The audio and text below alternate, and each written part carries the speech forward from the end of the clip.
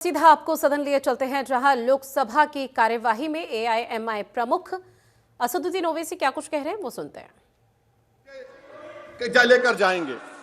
दूसरी बात यह है सर, दूसरी बात यह है कि फिर 6 दिसंबर के बाद देश में फसाद हुआ, नौजवानों को टाडा में डाला गया, जो बूढ़े होकर निकले। यकीनन आपकी सरकार नहीं थी, आपकी सरकार नहीं थी। अच्छा, बल्कि मैं तो मर्यादा पुरुषोत्तम राम की इज्जत करता हूं, मगर मैं नाथूराम गोडसे से नफरत करता हूं। मेरी नस्लें नफरत करती रहेंगी, क्योंकि नाथूराम गोडसे ने उस शख्स को गोली मारी जिसके जबान से आखिरी लफ्ज निकले हे राम। सर, छठी बात यह है कि 87 में मलियाना हाशिमपुरा हुआ, 83 में नेल्ली हुआ, 44 में जम्मू में नस्ल कशी हुई, 2022 में हल्दीवानी में कत्ल हुआ। इतने धोखे सबसे बड़े किसको दिए गए? असदुद्दीन ओवैसी को दिए गए। मगर फिर भी मुझसे ही कहा जाता है कि वफादारी को तुम साबित करो अपनी ओवैसी। सर, आज भारत के 17 करोड़ मुसलमान अपने आप को अजनबी और एलिनेट महसूस कर रहे हैं। मैं बहुत बड़ी नाइंसाफी होती है, सर ये कोई तारीखी नाइंसाफी को इंसाफ नहीं किया जा रहा है। स्पीकर बल्कि सर, अंग्रेजी में स्पीकर सर, केवल एक प्रश्न का जवाब ओवैसी साहब दे दें कि बाबर को वो आक्रमणकारी मानते हैं या नहीं मानते हैं? पुष्पमित्रा संघा को आप क्या मानते हैं?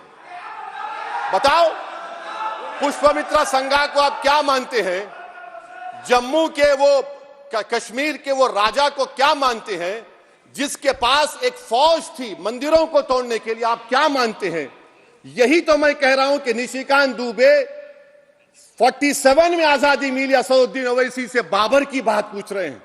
तुम गांधी की बात पूछते, तुम बोस की बात पूछते, तुम जलियांवाला बाग की बात पूछते, तुम काला पानी में जो मुसलमान शहीद हो गए उनकी बात पूछते, मगर बाबर की बात पूछी जाती है। तो सर, मैं आपको बता रहा था, खामखा डिस्टर्ब किए सर, मुझे मेरा वक्त ले लिए निशिकांत दुबे। सर, मैं आपसे कह रहा था, मोदी हुकूमत ये पैगाम दे रही है भारत के मुसलमानों को कि जान बचाना है या इंसाफ चाहते हो। मैं कह रहा हूं, मैं भीख नहीं मांगूंगा, मैं इस नंगी तासुब को कबूल नहीं करूंगा, मैं दूसरे दर्जे के शहरी के मौक़िफ़ को कबूल नहीं करूंगा, मैं अपनी शनाख्त को नहीं मिटने दूंगा। अब मैं झूठी और दिल फरेब बातों पर हरगिज भरोसा नहीं करूंगा। मैं वो काम नहीं करूंगा जो बीजेपी और नाम निहाद सेकुलर पार्टियां चाहती हैं। मैं वो काम करूंगा जो आपको पसंद नहीं है, संविधान के दायरे में रहकर।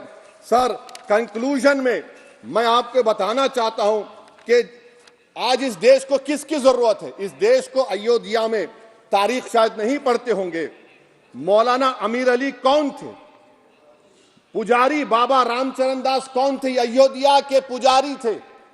दोनों ने मिलकर अंग्रेजों के खिलाफ जंग लड़ी थी और दोनों ने, अंग्रेजों ने इनको गिरफ्तार किया और एक पेड़ पर मौलाना अमीर अली को और पुजारी रामचरण दास को फांसी दे दी गई। देश को इनकी जरूरत है। देश को शंभू प्रसाद, अचन खां, ये राजा देवी बख्श सिंह के फौज में थे, अंग्रेजों से मुकाबला किया, मुसलमान की लाश को जला दिया गया और शंभू प्रसाद को दफना दिया गया। इस देश को यह जरूरत है, देश को बाबा मोदी की जरूरत नहीं है।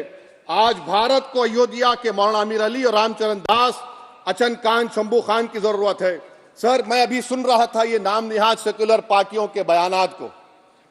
क्या होता है सर, आप, खत्म कर रहा हूं, क्या होता है सर, जब काजी साहब गवाहों को लेकर दुल्हन के पास जाते कि तुमको निकाह कबूल है, तो दुल्हन शर्मा के खामोश बैठ जाती। तो इनकी खामोशी रजामंदी की अलामत है। जी जी। तो सर, मैं खत्म करने से पहले यह बताना चाह रहा हूं कि जब वजीर आजम जवाब देंगे तो क्या वो भारत के 140 करोड़ जनता के लिए जवाब देंगे या फिर सिर्फ हिंदुत्व की फिक्र रखने वालों का जवाब, मैं खत्म कर जवाब देंगे? ये देश, दुनिया, मुसलमान देख रहा है।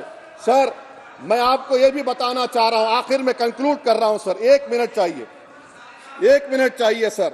सर, मेरा मानना यह है कि आज मैं बहैसियत एक भारत के गयूर मुसलमान के, let me stand as a tall Indian Muslim and say that the light of Indian democracy today is at its dimmest today, sir. Sir, in conclusion, मेरी फिक्र में मेरा ईमान मुझे कहता है कि जिस जगह पर मस्जिद थी, है और रहेगी, बाबरी मस्जिद है और रहेगी, बाबरी मस्जिद जिंदाबाद, जिंदाबाद, भारत जिंदाबाद, जय हिंद। तो असदुद्दीन ओवैसी को आपने सुना, जहां ओवैसी की तरफ से कई ऐसे मुद्दे उठाए गए और ऐसे में सत्ता पक्ष को घेरने की कोशिश की गई और कई गंभीर आरोप भी लगाए हैं।